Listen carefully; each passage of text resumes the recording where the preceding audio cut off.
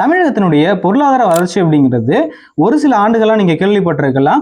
அதாவது கிட்டத்தட்ட 2036ல நம்ம தமிழகம் அப்படிங்கிறது $1.5 trillion அப்படிங்கிற ஜிடிபி கொண்டு வரணும் அப்படின்னு சொல்லிட்டு, அதாவது கல்வி, வேலை வாய்ப்பு இதற்கு முதன்மையா இருக்கு அப்படிங்கிறதாவும் சொல்லப்படுது. த ஹிந்து நியூஸ் பேப்பர்ல நான் கான்டென்ட் தேடும் போது அங்க ஒரு சில குறிப்பிட்ட வரிகள்ல இது இடம்பெற்றிருந்தது.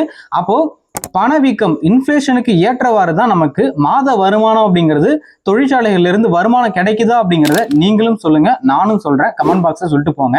இன்றைய அளவும் தமிழ்நாட்டில் 12,000 ரூபாயிலிருந்து அதிகபட்சமா 15,000 ரூபாய், அதற்கு மேற்பட்டு 18,000 ரூபாய் வரைக்கும் தான் ஸ்டார்டிங் சேலரி அப்படிங்கிறது மிக கடினமா வாங்கிட்டு இருக்காங்க, ஆண்களா இருக்கட்டும் பெண்களா இருக்கட்டும்.